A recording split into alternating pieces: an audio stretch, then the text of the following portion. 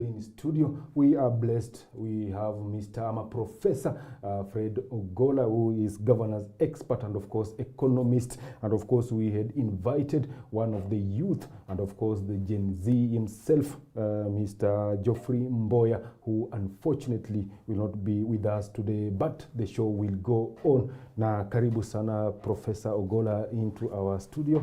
Thank you very much, sir. Thank you so much. And we just want to go straight into our today's topic. And why are youths on the street? Yeah, first of all, where should they be if they're not on the street? They should be in school. They should be at work. They should be in businesses. They should be maybe in college pursuing something. But look at how the economy has taken them now. You see the government has frozen work in the budget 2024-2025. Zero budget, zero employment. They have frozen employment. Look at the transition from secondary school to university to job. Unemployment rate is very high. True. The business environment is difficult. It's very hard to start any business. Any legitimate business is very difficult to start. We are finding that the school fees is very high. We are finding that inflation has gone up. So economy is tough. That is difficult to take any child to school. It's difficult to remain in school. It is difficult to start a business, difficult to get a job. And yet they are looking at the opulence the people in government are having. Yes. They are having great life. They are driving great cars. They are enjoying their life. They are wearing nice watches. They are wearing wonderful suits. They are doing non-priority investment, for example, rebuilding, White House, State House. They are looking at where the government is taking the money, and they cannot see where they are getting it. If you go to hospital, their youth also get sick. When they take their parents to hospital, they can't get it. But also you find even the Gen Z thing is whereby some of their parents are quite able, but they look at their parents and see when their parents are losing money. For example, there's a CEO who told me, the professor, since Ruto took off government, these levies and taxes which have been put on us, he has lost 112,000 shillings in deductions from his salary. I was talking to the people in the hotel industry. There are 29 levies and taxes in one hotel. You talk about the export industry. People have been exporting things like avocado, macadamia outside the country, UAE. The imposition of taxes and levies are too much. So they are looking and wondering and saying that our livelihoods now is in trouble because we might not eat the way we used to eat.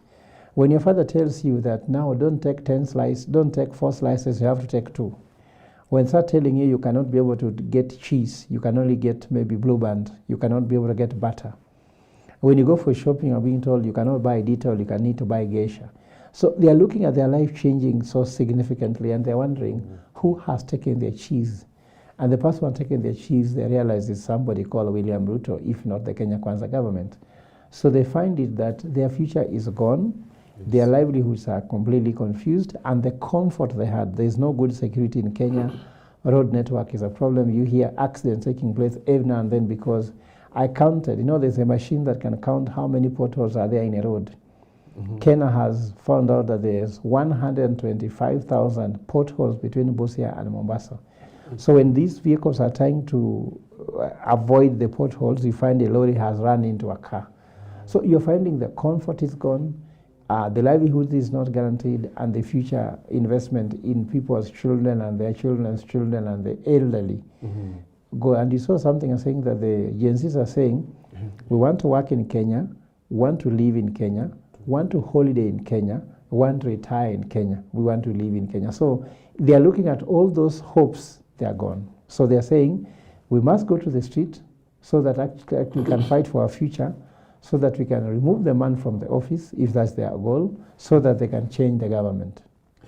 And of course, Prof, many people have been complaining since time immemorial. We've had people complaining during Kenyatta regime, Moi regime, Kibaki regime, Uhuru regime. I just want you to make me understand, where did this Gen Zs get the courage this time around? They've decided, no, enough is enough. We will now fight for our rights. I think it's not just courage, but also you cannot attribute these things to one thing. Okay. You see, they have listened to us. You know, me, I'm a millennial. Yeah, They have listened to Generation X. Yes, yeah. They have listened to talking. They are not seeing hope in these people. They're looking at people who have resigned to fate. When I tell people that one day Kenya will be corruption-free, they tell me you must be daydreaming. They are hearing people saying this kind of thing, that you must be daydreaming. And let me tell you what. As far as I'm concerned, you cannot use one factor to say that this has happened, because people say there's been a lot of information they have gotten using their phones, but that's just part of it. According to me, when I look at it, Sewe, Yes. this thing has been a miracle. Yeah, true. Why do I call it a miracle? Imagine one morning, we wake up one morning and find that people in 37 counties has risen up from 150 towns in Kenya, an age between 18 to 35, and they say no to stealing. Actually, they were saying no to stealing. Finance bill, they call it a theft bill. This is a bill which is for stealing from them. Can you imagine what has made these people just wake up and say no more? You've seen newspaper front page saying Kenya is a cheating nation, meaning all Kenyans are unfaithful. They have said that three out of four couples are cheating. And we put this the front page ourselves. We tell General, hey, and they're not yet married. They're wondering, so if I get married, a man will be cheating on me. Yeah, and they're saying, if I get married, a woman will be cheating on me. Which generation is this? Then again, they look and said, Kenya is a thieving nation, whereby they're saying that 8 out of 10 people are corrupt in Kenya. And they're wondering, wait a minute.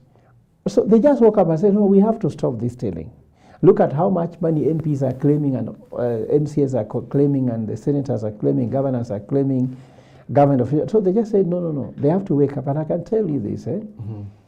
People thought that miracles ended with Jesus. For me, that day when they woke up and went to the street, all of us, and started fighting against this government, for me it was a miracle. It was God who had come in. Me, I would say it was God's making. Actually, they have been God sent to come and save these people.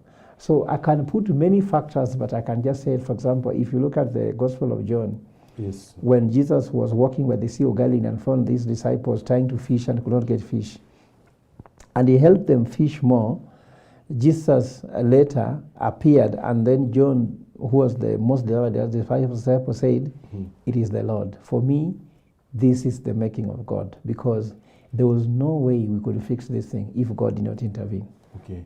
Now, which way forward now? What should the president do? Because the president said, the president listened to the Gen Z's what the cries, but we are still seeing the protest going on. What is the way forward now? You see, this thing began in stages. You know, I was looking at a clip when I said one day that if Parliament continue approving these bad things, we shall put Parliament on fire. You must have seen that thing. I said that on 1 year ago.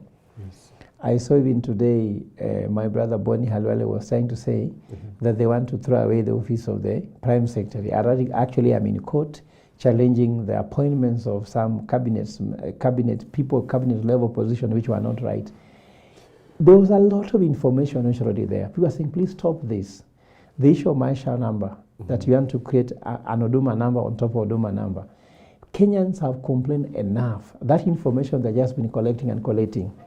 So the finance bill is not the reason. Finance bill was the trigger of everything else.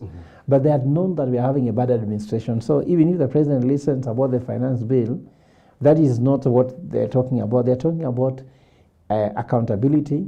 They're talking about poor leadership. They're talking about a leadership crisis which is already emanating very much clearly in government. For example, if you look at the time they said, please amend this bill, people wrote memorandums. Safaricom did theirs, EABL wrote theirs, civil society wrote theirs, even Catholic Church through KCCB wrote theirs.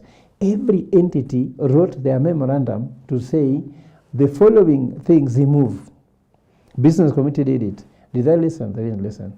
So when it was about amend, and they didn't amend, they said, now let's go to reject. So when they said reject it, did they accept? They went on to approve it. So now, after they went to reject now by going to the street, then they were shot by bullets. Yeah, true. They were beaten by tear gas. Even I have so many journalists, for example, international journalists were hurt. I am sure that Mwanzo TV has one of the culprits there, one of the victims, not culprit, but victims. Yes. So we are finding a situation whereby the thing moved from reject the bill to now you must go home. Because, let me tell you what, if you're a man and you're married, and you go to your house, and your wife tells you, why have you come late? Then you slap her. So your first mistake was just coming late, which you could explain easily and sleep in peace, isn't it? But now after slapping her, it moves to domestic violence, which actually is illegal. So you are being taken to court. So when William Ruto confronted these people with a bullet and shot them and told them, I'm going to defend at all cost, then the thing moved now from finance bill to you have killed 39 people, isn't it? Over 500 people now are injured. And some people are displaced. Their businesses destroyed. So those issues cannot just end at reject the finance bill. Now it is now, this is who you are. And look at the speech he made on Tuesday that called them criminals, treasoners, and goons. If you are a head of state, are you leading goons? Do you want to tell me the president is a head of state of goons? Is he head of state of treasoners? How comes Uhuru Kenyatta never went through those kind of challenges? So I'm trying to say the president went beyond. Yes. And the speech that he made on Tuesday was not reconciliatory at all. On Wednesday, he toned down.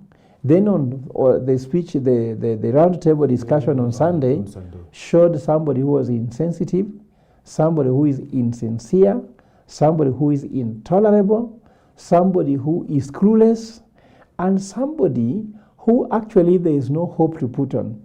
You know, when you do hope barometer on this man, after his speeches on Sunday, people drop and said, now this man has to go home. Because he's just completely understandable. And I can tell you, I went to sleep on my bed and said, let me sleep with hope that the president can change. I could not sleep until I slept knowing this man must go home. Then I find myself sleeping better. Even if you do a sleep test on yourself, you realize that William Ruto cannot take us anywhere.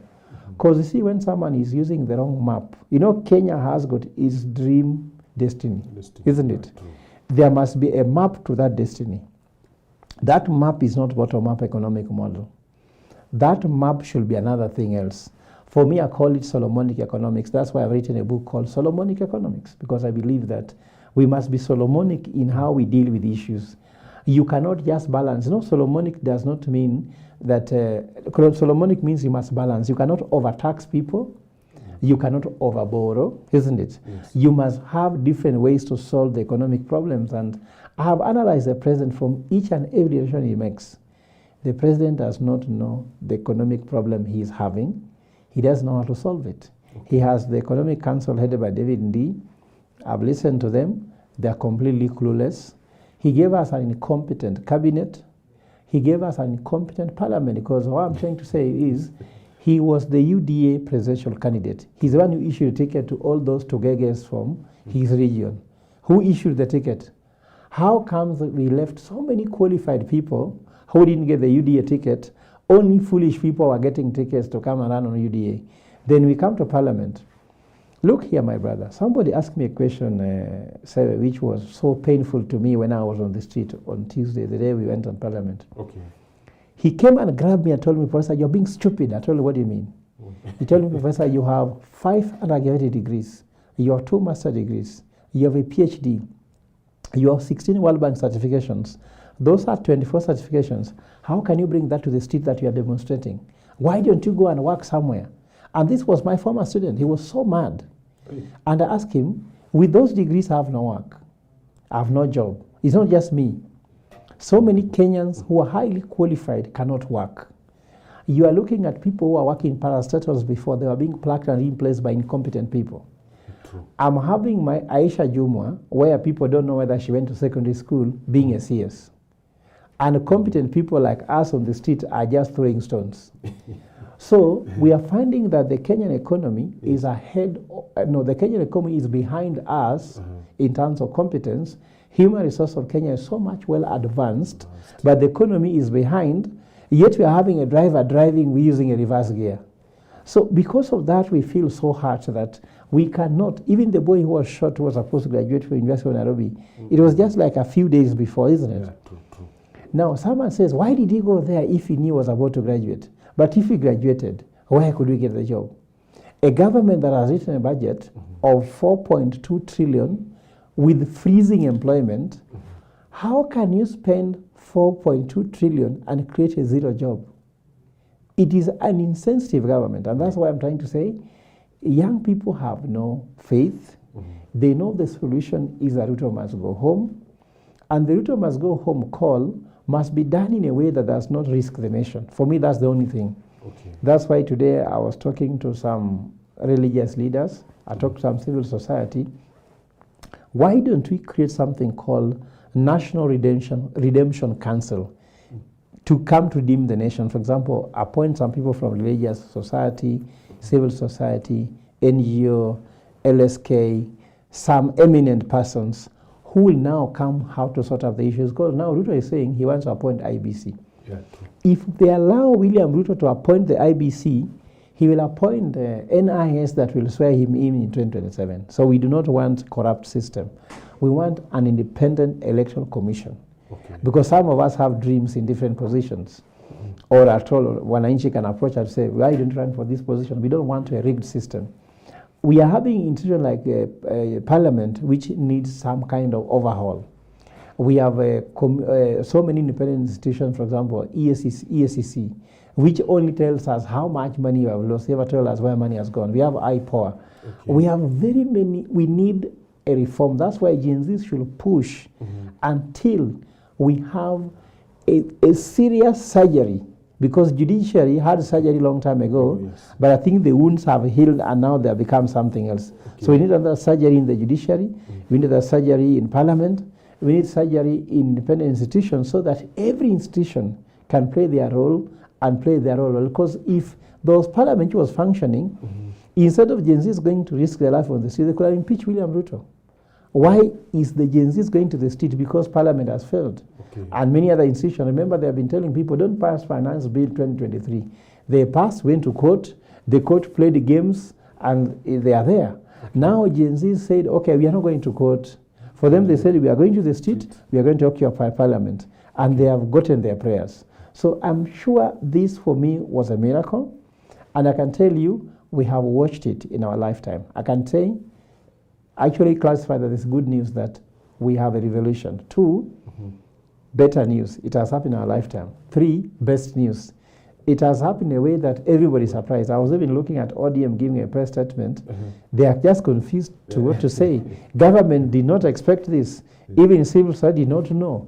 Even judiciary is just responding to what's happening. Everything is unfolding in our eyes. Okay. Yeah. There's something I wanted to maybe you to respond to the issue of now returning back what the bill to the parliament. What does that now mean? I think the president was not well guided. Yes. And remember that the incompetence in Kenya Kwanza is worrying me. It's not worrying me because I've seen some people celebrating, like opposition celebrating that the government is incompetent. But it's worrying me because it's putting the nation at a risk. Like, for example, the president has no authority to get rid of the bill when the bill has passed through the second reading. That is the truth of the matter.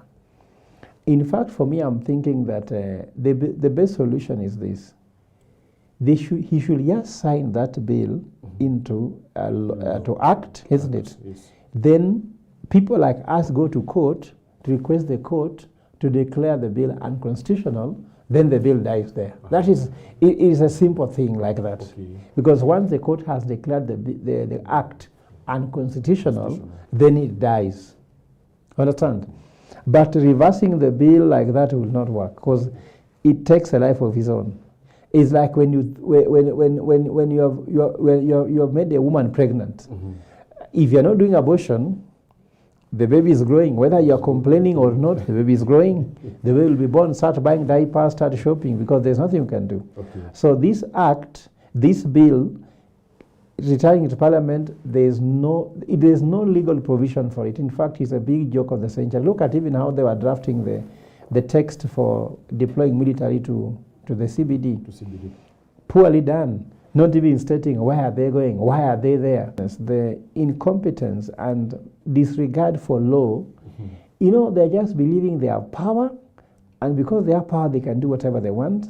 And for that matter, they are risking Kenyans. And I'm thinking that there's no need of keeping quiet, because this is my country. This is your country. This is our country. All of us love it. No one would like to have that shame. Remember a country like Somalia watching Kenya, not knowing even how to deploy military to the CBD. How does that look like? They are looking at Kenya.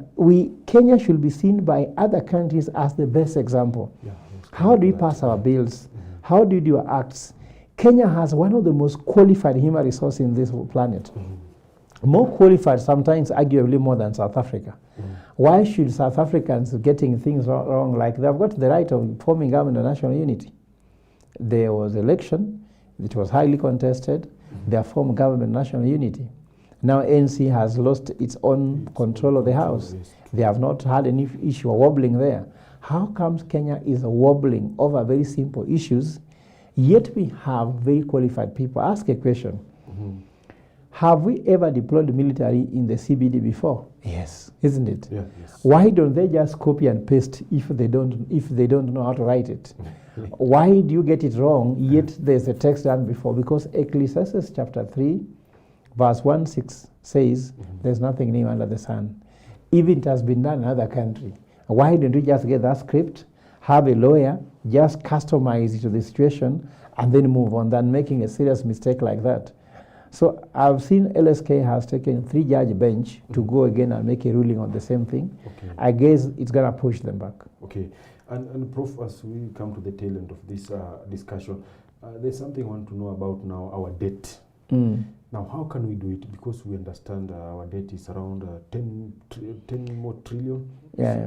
So how can we now service that debt now that this bill, we are being told, has been rejected? I think, Sarah, we can't answer that question without understanding the whole economic challenge we have. Okay. What is the economic problem we have at the moment? There are two. Yes. One, we have high debt. Now they're saying it's 11.98 trillion. That's high debt is the issue. The second problem we have is that we have low economic activity. What do I mean by that? Yes.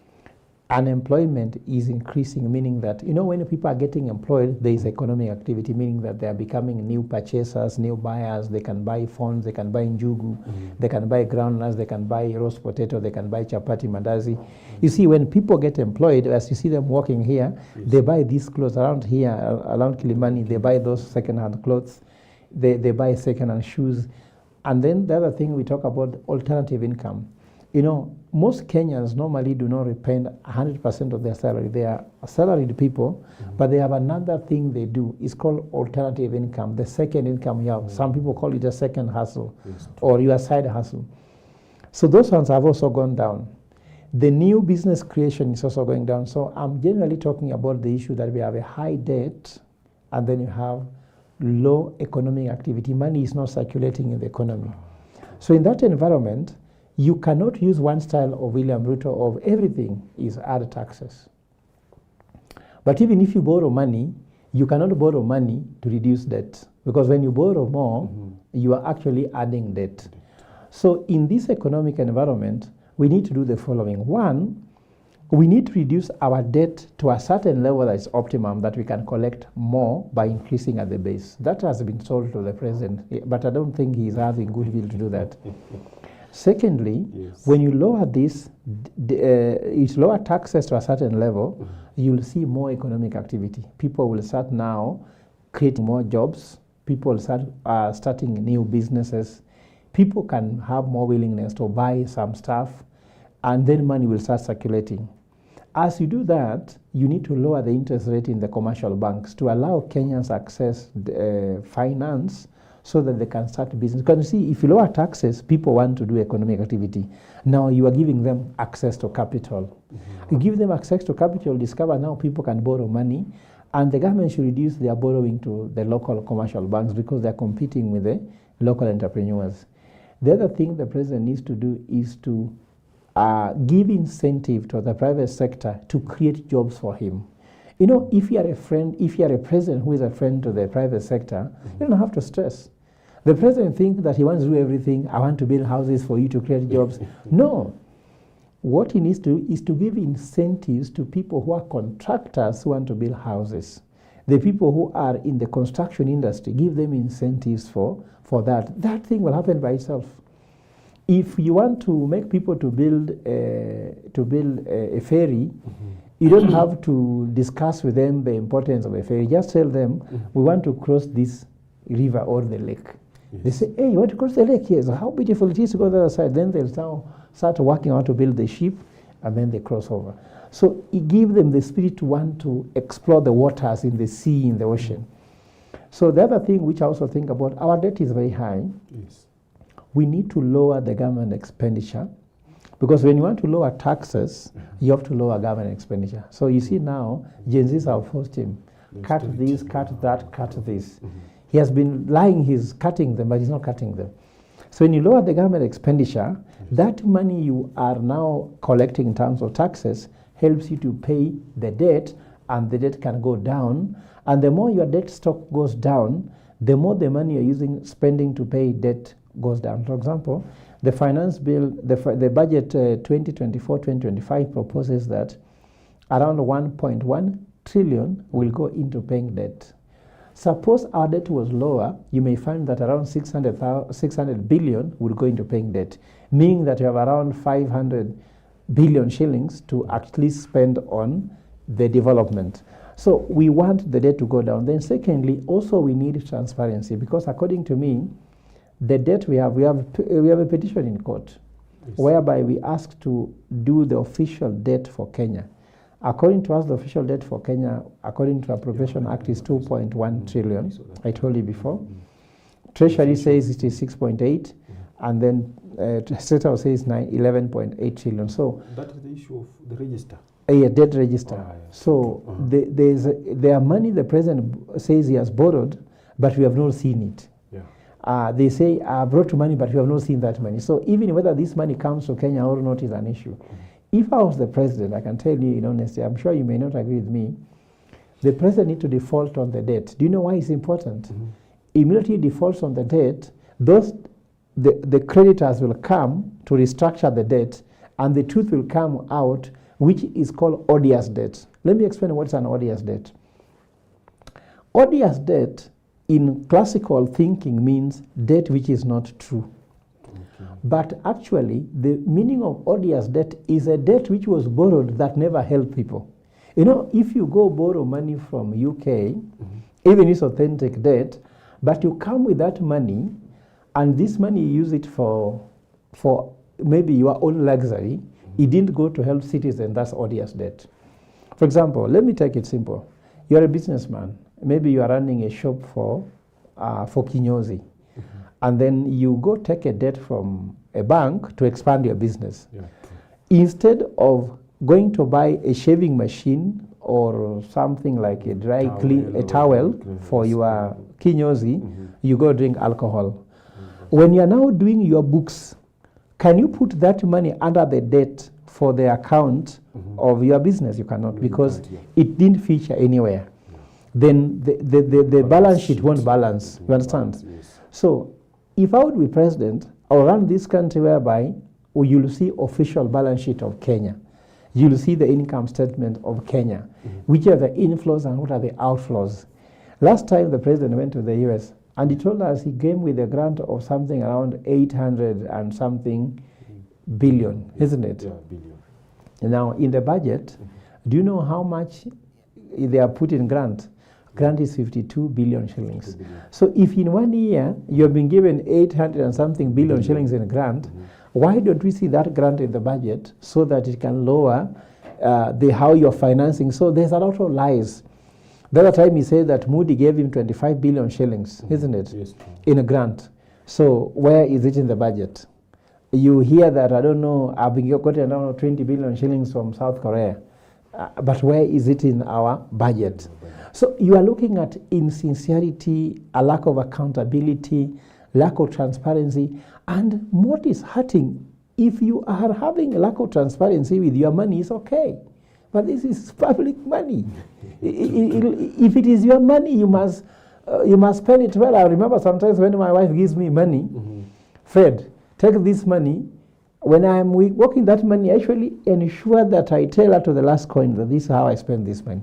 Because it's not my money. But if it's my money, I can use it the way I want. So people have to understand they have to separate their pocket from the state pocket. In accounting, we talk about entity concept. That you, as William Ruto, you are an entity. And that Kenya is an entity. You cannot spend Kenya's money as if the pocket for Kenya is the same pocket where you put your money. You have to know that you live within your means. You live within your means is like if his salary is 2 million shillings, and look, the house is free, state house is free, or he pays rent. His travel is free. Where does he take all this money? Plus all these officials. Me, I still wonder. So I'm telling you, we need a lot of accountability. And if you understand the Kenyan economic situation like that, it can be very easy. The debt stock in Kenya, no one knows. Okay. In fact, we are still waiting for the petition in the court to declare to us exactly what's the debt. But this petition is now more than 6 months in court. What's happening is that Treasury says we are not present today. Then they play around with the lawyers. The judges, they are playing around. The judges in Kenya, some of them have an issue. Okay. Like you see, I look at the ruling that Justice Mugambi has been giving. I think Gen Zs may need to visit him. Wasalimia yeye kidogo. Kwa sababu, look at the petition that was taken by LSK asking about the deployment of military. You know, a judge should not prescribe a solution for the government. You know, for him, he was like advising the government, for you to deploy military, do this. He was supposed to say, it is unconstitutional, period. Okay. Why are you prescribing for the state how to deploy military? That's not your work. It's not the state that brought the petition. It is the LSK that brought the petition. Okay. So such like judges need to understand what's their role. So the lack of transparency, the lack of professionalism also in judiciary is creating a lot of issues. That's why by now, Gen Zs could have known the declaration of what is the official debt of Kenya. Actually, they put there that they want to do a serious audit of debt as one of the conditions for them to let William Ruto get off the hook. Okay, and maybe perhaps, Prof, we've noticed during the protest, of course, people died, people were injured, and of course, there was also the issue of destruction of properties, critical government infrastructures. I don't know how has these demos hurt the economy of Kenya. First of all, let me tell you that in any time that a human needs to go through a transformation, it's always untidy. True. Let's say, for example, you have a house and you want to renovate the house. You must go through some untidy situation. For example, cutting the wall, there will be some things you have to clean up. So those things happen. So for the state, we are cleaning up the system because this system has been stealing money from Kenya. So no matter how much we lose, we cannot say that we are going to say, oh, we cannot lose taxes. So the country is suffering in terms of even tax collection. Yes. Forget about destruction of property. In Kenya, we collect 9 billion shillings in revenue per day. And the epicenter for revenue collection is Mombasa and Nairobi. So when you see Mombasa always on fire, Nairobi on fire, then Kisumu on fire, you must know we're losing money. So out of the 9 billion shillings we collect every day, you might find we might collect 3 billion. Now, when you collect only 3 billion shillings in a day instead of 9, we have lost 6 billion shillings per day. So yesterday, we lost 6 billion shillings. Tomorrow, we shall lose 6 billion shillings. Yet, we are in the finance bill. We are fighting finance bill to look for money for government. That's why if William Ruto was wise, he should understand something clear. That the street feeds state house. So if the Gen Zs have the street, even if they don't occupy a state house, he has to come out and talk to them.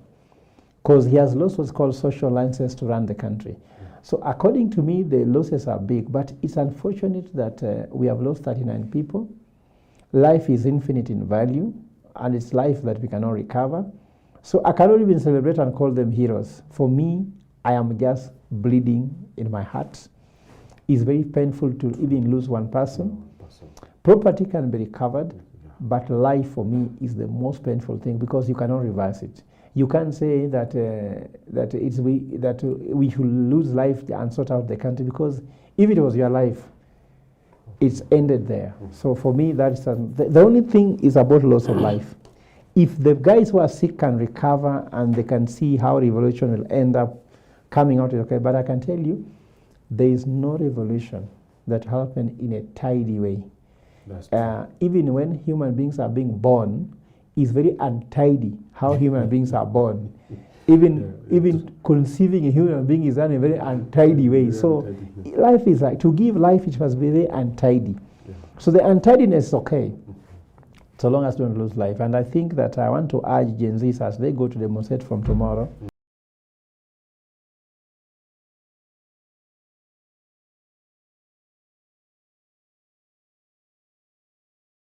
extensively covered from the local media, online platform, international media.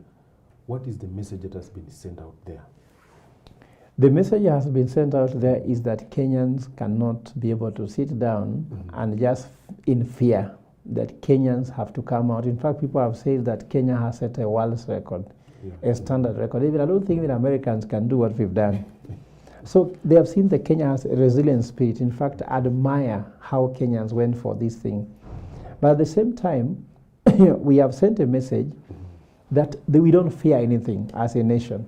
But most likely, they have sent the evil of a government that has no sensitivity, like the people who have been killed, the people who have been injured. You are seeing a Kenyan carrying a handkerchief, a bottle of water, and a phone. And for you come with a gun, with a flag, and for you come with a gun. Why don't you come with a gun if they came with a gun? Why don't you come with a rungu if they came with a rungu? But they come with a bottle of water, a flag, a phone, and water. Why don't you come with the same and tell them, please, let's not destroy our country? According to me, it has exposed it. And also another thing which has been sent out very clearly is that our government has been telling us they are spending a lot of money on military, but actually they have not been spending money. You saw the military vehicles getting stuck on the street. Even the engines are almost knocking on the street. So what if there was war between Kenya and other countries? No, some countries say, like, oh, our military equipment are fake. And that's what, when I saw those military equipment suffering on the street, I say, is it not how Ogolla also died? Yes, because Ogolla, I mean, I've been this is one thing that hurt me too much. I mean, General Ogolla was one of the most really qualified people, a four-star general that went through it in difficulty. Remember, General Ogolla was not even politically correct according to the government in terms of his area of coming. But he's somebody who built a career based on credibility. Do you know, my brother Sewe, to become a CDF is almost like being canonized as a saint. They will look for things in details.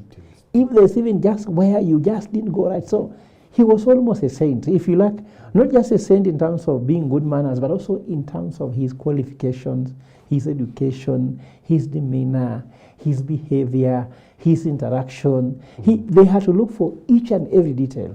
And to lose such a person for me was so sad. So when I look at this equipment not working here, right, and then lastly, I can say that I saw the military showing people that there's a better way to do this one, because military became very friendly. People were not violent against them. They were just saying hi to each other. They were very friendly. So I said, the Kenyan police needs to really be trained on how to manage the demonstrations. And I think if that happens, work. And of course, we've seen how arrogant the state officers can be when they tell people that they're going to guard sovereignty at all costs. Here they're actually just guarding Finance Act. I mean, sovereignty was never a problem. In fact, who is sovereign is the people. And in fact, we have to understand this very clearly, that when I saw the people waking up and coming to the street, the government was supposed to know that they have lost the social license to operate. They're only now government officials on paper. Okay. But in reality, they are not. In fact, they cannot even speak anywhere at the moment. Okay. Yeah. Maybe a final comment, maybe 1 minute. We've understand that there's a circular that the State House has, or rather the executive has issued in terms of how to engage the youth with the government. And we understand the youths are, we are told they are leaderless, faceless, and many other stuff. So how can that now work? You know, I was actually telling, I answered even, there was a call I got from somebody in the State House who was telling me that for us as concerned citizens, why don't we go to State House to maybe start discussing, actually this person is a friend to someone in State House. He's my friend, she comes from Rift Valley. She told me, I don't want to disclose the name. She told me, Professor, why don't you just go discuss with these people and also present your team as concerned citizens, because they're the first one to be arrested. And I said, you know what, there is no need of going to State House for talks. And I have two reasons. There's a Kikuyu saying that, if I can translate in English, that when you appease the devil becomes bigger. The monster appeased becomes bigger. So don't even discuss with the monster or the devil. They will just become bigger. Their head will grow, will swell. So if you walk into State and tell them you are a Gen Z, you want to talk to the president, he will feel he's in charge. Look at what he did to Martha Koome when there was a challenge between judiciary and the executive. See, he hosted them. Who bought the coffee? In fact, the ones who wrote the minute and released the press statement. So you leave there completely shattered. So there's no need. But the second reason, which is more important, because this one was just a feeling, do you know that the manual for running this country is there? Is in the Constitution of Kenya 2010. Tell me what the Constitution does not prescribe. Corruption. Gen Zs are complaining, isn't it? Yes. Transparency. Accountability. How many state officers do we need to have? We don't need Musalia Mudavadi's position, isn't it? We don't need David Nd's position. Those are there. We don't need Prime Seer's wife position. We don't need. The manual is there. Like, you know, you are a news anchor. The manual for anchoring, you have it. Why should you be discussing about, I'm going to anchor news, what should I do? Can you come, we talk? Talk about what? You have a manual. If you buy a watch like mine here, isn't it? They have a manual how to charge it. Why should you call the manufacturer, I want to charge my phone? So the manual is there in terms of the Constitution. In fact, state policies and laws are there also with the manual. And the oath of office of the president is there. So everything that Gen Zs are talking about, they have not brought them from the moon. They are asking for things which are legislated, which are constitutional. Corruption. Why should we discuss about how to kill corruption? Corruption should not be there. We should not be discussing. Why should you talk about the issue of officers which are illegal? They are illegal. They should not be there. So which discussion should they be having? According to me, the president just needs to sit back and read his EAD. Once he reads his job description and start executing according to his terms of reference, no one will complain. That's all. No need of talking. Well, thank you so much, Professor. Yes. And of course, that's where we end it for today. My name is Kevin Sewen, and of course, this discussion is still on in our platforms, that is YouTube, and of course, Twitter at Mwanzo TV. My name is Kevin Sewen. Goodbye. Thank you very much.